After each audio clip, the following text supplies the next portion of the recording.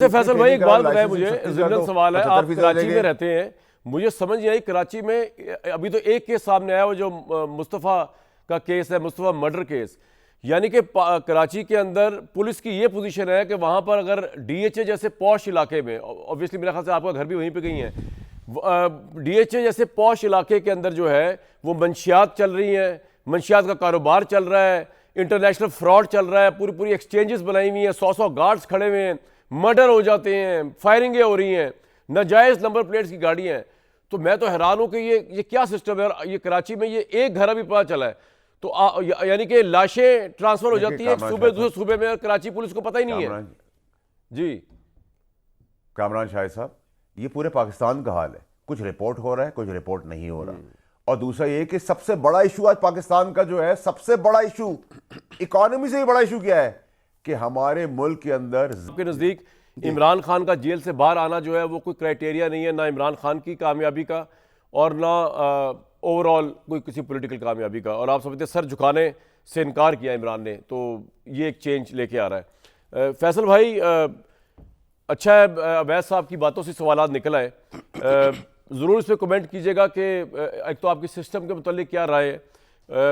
اویس صاحب یہ کہہ رہے ہیں کہ سسٹم کو ڈسپیشنیٹ ہو کر، غیر جذباتی ہو کر، عمران فوبیا کے خوف سے باہر نکل کر اپنے آپ کو ری ڈیزائن کرنا پڑے گا، جس میں ان کو خود پیچھے جانا پڑے گا، ڈیموکریٹک قوتوں کو آگے آنا پڑے گا، عمران خان کو بھی باہر آنا پڑے گا. اور عمران خان سسٹم کے آگے تحت ایک نہیں ہوئے، بیسیکلی انہوں نے تو عوام کو یہ بتا دیا، تاریخ کو، کہ جی میں ایک واحد شخص ہوں جس نے سر جھکانے سے انکار کیا. اب خواہ میرے لیے وہ مقتل گاہ بن جائے یا خواہ میں غازی بن کے جب بھی نکلوں، مجھے اس سے کوئی غرض نہیں ہے. بہت شکریہ کامران شاہ صاحب. دیکھیں کامران شاہ صاحب، آپ کا جو آج کا انٹروڈکشن ہے اس میں بہت اہم سوالات ہیں. احمد صاحب نے جو بات کی اس میں بہت اہم سوالات ہیں اور اس کے جوابات آپ نے سوالوں میں ہی دے دیے ہیں. نمبر ایک، یہ جمہوری لاش کا آپ کو شوق تھا، آپ سب کو، جب تک آپ یہ جمہوری لاشیں جو کئی دہائیوں سے آپ لے کے چل رہے ہیں وہ بدبو دیتی رہیں گی اور آپ جمہوریت کا مزہ لیتے رہیں. دوسری بات آپ نے یہ کہی کہ سسٹم، آپ سسٹم کا نام جس کو دے رہے ہیں وہ ہے اسٹیبلشمنٹ غالباً، جو مجھے سمجھ میں آئی.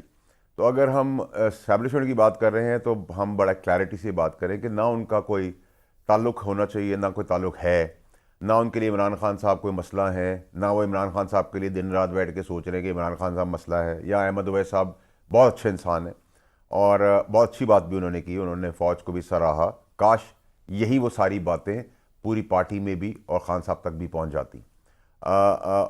لیکن ایٹ دا سیم ٹائم وہ کہہ رہے ہیں عمران خوف یا عمران فوبیا جو ہے، دیکھیں ریاست سے بڑا کوئی نہیں ہوتا، یہ اس کی تو بڑی کلیئرٹی رکھے پوری دنیا کے اندر، آل اوور دا ورلڈ. ٹھیک ہے، نمبر ون.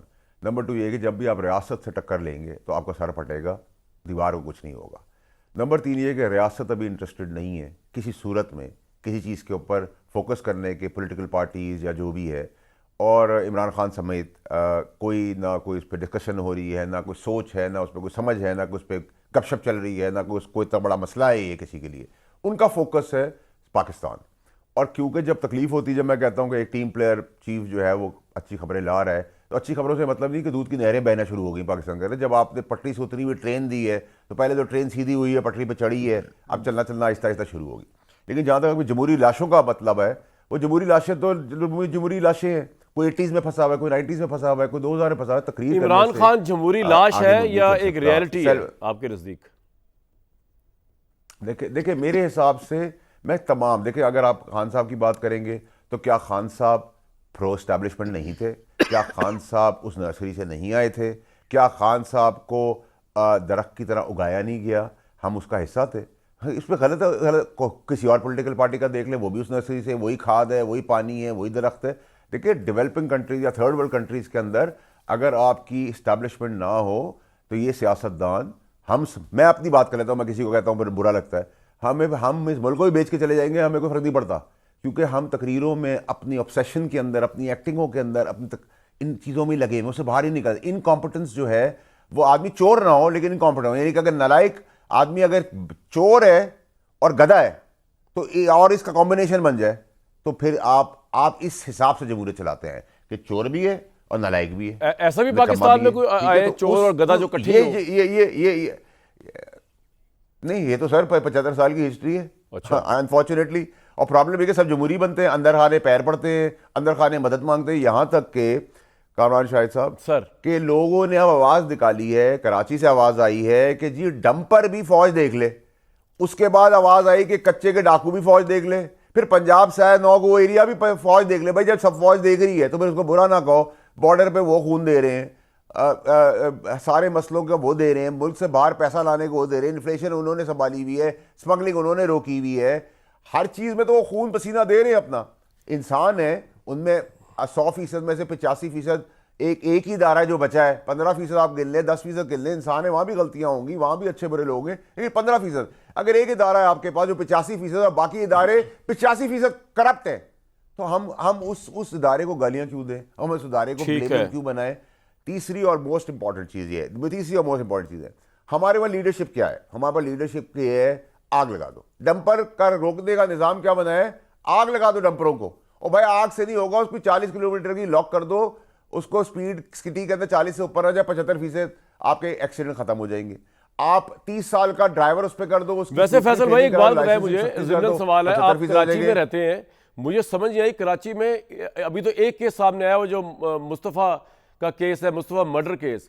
یعنی کہ کراچی کے اندر پولیس کی یہ پوزیشن ہے کہ وہاں پر اگر ڈی ایچ اے جیسے پوش علاقے میں, اوبویسلی میرے خیال سے آپ کا گھر بھی وہیں پہ گئی ہیں, ڈی ایچ اے جیسے پوش علاقے کے اندر جو ہے وہ منشیات چل رہی ہیں, منشیات کا کاروبار چل رہا ہے, انٹرنیشنل فراڈ چل رہا ہے, پوری ایکسچینجز بنائی ہوئی ہیں, 100 گارڈز کھڑے ہوئے ہیں, مرڈر ہو جاتے ہیں, فائرنگیں ہو رہی ہیں, ناجائز نمبر پلیٹس کی گاڑیاں ہیں.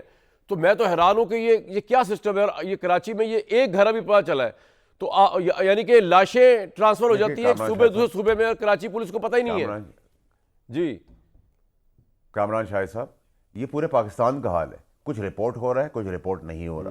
اور دوسرا یہ کہ سب سے بڑا ایشو آج پاکستان کا جو ہے, سب سے بڑا ایشو اکانومی سے بھی بڑا ایشو کیا ہے کہ ہمارے ملک کے اندر زہر کی طرح پھیل رہا ہے ڈرگز, لیکن نہ کوئی اس کے اندر ہم ریفارمز لا رہے ہیں, نہ اس ڈرگز کو روکنے کا کوئی کام کر رہے ہیں, نہ ہم اس کی کوئی تھیراپی یہ بھی سسٹم کو دیکھنا چاہیے میرا خیال سے, سینٹرز بنا رہے ہیں ہم ایک دوسرے کو. سر پھر میں جب سسٹم کا آپ کو کہتا ہوں, اسٹیبلشمنٹ ابلیغ سسٹم جو بھی آپ کہنا ہے, آپ جب پھر تعریف تو کریں نا ان کی کہ ایک 85% ادارہ ہے جو انٹیکٹ ہے اپنے پاس اور وہ بہتر کام کرنے جا رہا ہے. اور تعریف نہیں کر سکتے کہ آپ کہہ رہے ہیں اسٹیبلشمنٹ کے مطمع نظر میں یہ سب جمہوری لاشیں یا عمران خان از نو ایشو, ان کے ایشو پاکستان ہے کوئی اور ہے, تو عمران خان تو پھر اس کا مطلب ابھی آتے باہر نظر نہیں آ رہے اس شہباز شریف صاحب کے ٹیرور میں 4 سال میں. دیکھیں 8-10 مہینے تو ویسے ہی نظر نہیں آ رہے. دوسرا یہ کہ ان کی پارٹی ان کو خود ڈسون کر کے بیٹھی ہوئی ہے, وہ ضمانتی ہے پی ٹی آئی جو ہے نون لیگ کی. وہ سب کہتے ہیں جی وہ وہاں دائیں کھڑے ہیں بائیں کھڑے ہیں نون کے پیچھے پی ٹی آئی کھڑی ہوئی ہے. ان کو پتہ ہے عمران خان صاحب پی ٹی آئی سمجھوتے کے تحت عمران خان صاحب کو اندر رکھ کے بیٹھی ہوئی ہے. ٹھیک ہے, مجھے بتائیں نا عمران خان کو آج تک کیا ملا ہے, آج تک اپوزیشن نے کیا کام کرا ہے. ابھی 50 ارب کی چوری 60 ارب کی چوری میں اس کے پیچھے جا رہا ہوں, ہڑتالیں میں پیچھے کرا رہا ہوں, کیونکہ میں نے ایک چیز سوچ لی اپنے دماغ میں. کامران شاہ صاحب آپ بھی سن لیں سر, آپ بھی بہت جمہوری آدمی ہیں, آپ کو بھی بہت شوق تھا, میرے استاد مظہر صاحب بیٹھے ہوئے ہیں. اب آپ یہ سوچ لیں کہ حکومتیں آئیں جائیں کوئی ریلیونس نہیں ان کی. ریلیونس اب آپ کے لیے پاکستان کے لیے آپ بھی جو کیمرے میں بیٹھ کے کر سکتے ہیں وہ 2000 آدمی نہیں کر سکتا, 2 لاکھ آدمی نہیں کر سکتا. جو میرے استاد بیٹھے ہیں ان کی زبان سے یا ان کے کالم لکھے ہوئے سے بہتری آ سکتی ہے. میں پاکستان کے لیے بہتری کرنے جا رہا ہوں, ایک ہی آدمی ہوں, کچھ نہیں پیچھے ہے, نہ کوئی آگے ہے, لیکن کر رہا ہوں. اب آپ یہ سارے دن بڑے گالیاں دیں, اس گورنمنٹ کو گالی دیں, اس گورنمنٹ کو گالی دیں, خان کو برا بلا کہیں, اس نون میم کاف شین سب کو گالیاں دیتے رہیں اور ملک کو تباہی کرتے رہو, ملے ہوئے بھی ہو سارے. پوائنٹ اس طرح نہیں چل سکتا. فیصل بھائی پوائنٹ آ گیا, میں جمہوری ہوں لیکن پاکستان کے حوالے سے ایک سیکنڈ, ایک لفظ اور میں تو اب کہہ رہا ہوں کہ سر اب پاکستان کی جو کرکٹ ٹیم ہے نا اس کو بھی بقول آپ کے سسٹم کے حوالے کر دیں, ورنہ بہتر یہ ہے کہ وہ گلی ڈنڈا کھیلیں, کیونکہ شاید گلی سامنے دے کے ڈنڈا مار سکے, باقی تو نہ وہ دیکھ سکتے ہیں نہ کر سکتے ہیں. پوائنٹ آ گیا جی, کرکٹ ٹیم کو حوالے کر دیتے ہیں میرے بھائی. میرا بس چلے سب کو کر دوں,